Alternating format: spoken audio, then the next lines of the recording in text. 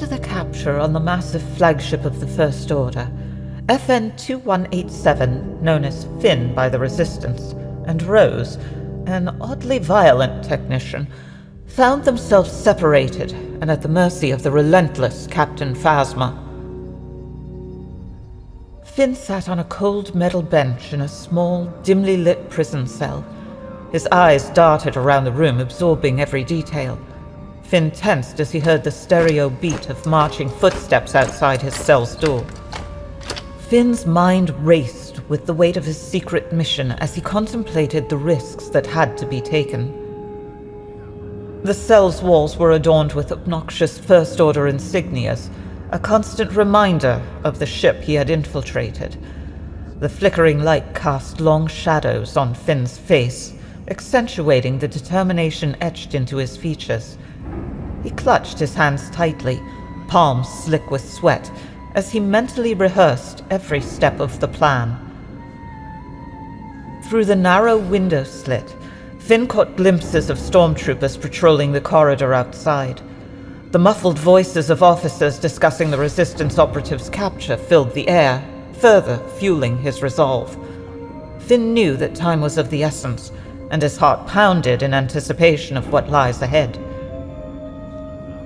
As the footsteps drew near, Finn took a deep breath, centering himself. He braced for the unknown, his mind focused on the task at hand. The weight of the Resistance's hopes rested upon his shoulders, and Finn knew that he must stay strong no matter what challenges lie ahead. The door opened as Phasma entered. Her chrome armor shone in the doorway, adding unreal weight to her presence. FN-2187. Captain. Debrief me. The Resistance has accepted me as one of their own. After the incident with Starkiller Base, they assumed I was just a janitor unwillingly conscripted, disloyal, and willing to do anything for a taste of freedom. Starkiller Base was a miscalculation. The warning I sent after you convinced Captain Solo to throw me down a trash compactor was not heeded. The incompetent commander's fiery death was not punishment enough for his incompetence. It was a good ruse on your part. Thank you, sir. FN-2187 was not a hero of the Resistance. In all fact, he was the opposite. Poe Dameron, Rey, even General Organa were unaware that the plucky ex-stormtrooper was, in reality, a spy. They're on the run now. Their fuel is beginning to run dangerously low, and it's likely they will begin sacrificing the endurance of their cruiser in favor of a small craft for the crew. Our attempt here to disable the active hyperspace tracker is an effort to allow the cruiser to make an untraceable jump. Without the opportunity, Admiral Holdo's plan will be executed. Dameron is manipulatable. Holdo is not. Exactly. However, as you were inevitably detected by our security, Dameron's plan will not be put into action. No, sir. But it may work in our favor. Holdo is irrational in that her instinct for self-preservation is far outweighed by inane altruism. I believe she may make a sacrifice play once the small craft departs. Make the overtures for our execution in the planned stead, and time it with the estimated small craft departure time. Either Rose dies thinking that I'm a hero of the Resistance, or the execution is stayed by whatever Holdo pulls out of her ass. It could work.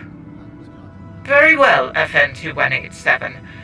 Now it is simply a matter of waiting. Now, I'm ready to return to my cover. Very well. Finn stood up as he faced Captain Phasma. He prepared himself and breathed deeply before Phasma began to beat him to a pulp. No holdos were barred as she made sure that the supposed torture her subordinate was put through looked convincing. His training had prepared him for this level of punishment, however, and he managed to remain standing after several blows to the head, a split lip, and a black eye, without mentioning the various results on his torso. Phasma handed him to the guard outside roughly, and the stormtrooper took him down the hall to a larger holding cell, which contained Rose Tico inside it. The stormtrooper gave the door his security code before throwing Finn in. He hit the ground hard, though a pack of Bacta patches hit the ground next to his head almost immediately after. A small gift from his CO. Holy bantha! Finn, are you alright? Dumb question. Yeah. Rose scrambled for the Bacta patches and began to apply them to her companion.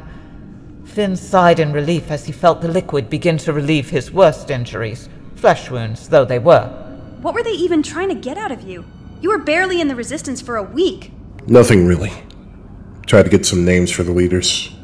Mostly they just wanted revenge. Finn sat in silence for a moment as Rose applied the rest of the patches to his face. Waiting for the Bacta to heal his lip made it hard to talk. They're going to execute us. The Resistance will rescue us.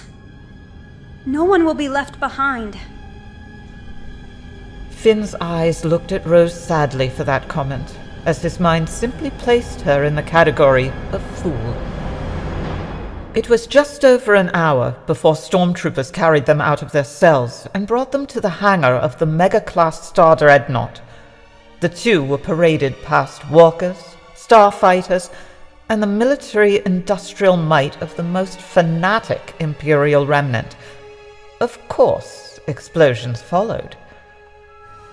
In the chaos, Finn fought with, and from Rose's perspective, killed Captain Phasma by dropping her down a hole in the ship created by Holdo. This was actually an elevator, but Rose didn't know that. The two Resistance heroes, with the assistance of BB-8 and his commandeered walker, managed to steal a shuttle and escape to the planet Krit, as Rey and Kylo Ren had an ideological kerfuffle in the ship's throne room. Thanks to the speed of the shuttle, the two managed to gain quite a bit of ground and catch up to the Resistance as they prepared for their battle on the surface of the Salt Planet. As the ragtag and dwindling group of fighters scrambled to ensure what vehicles they had were operational, Finn managed to surreptitiously sabotage the internal blast doors of the stronghold to increase the First Order's ease of access.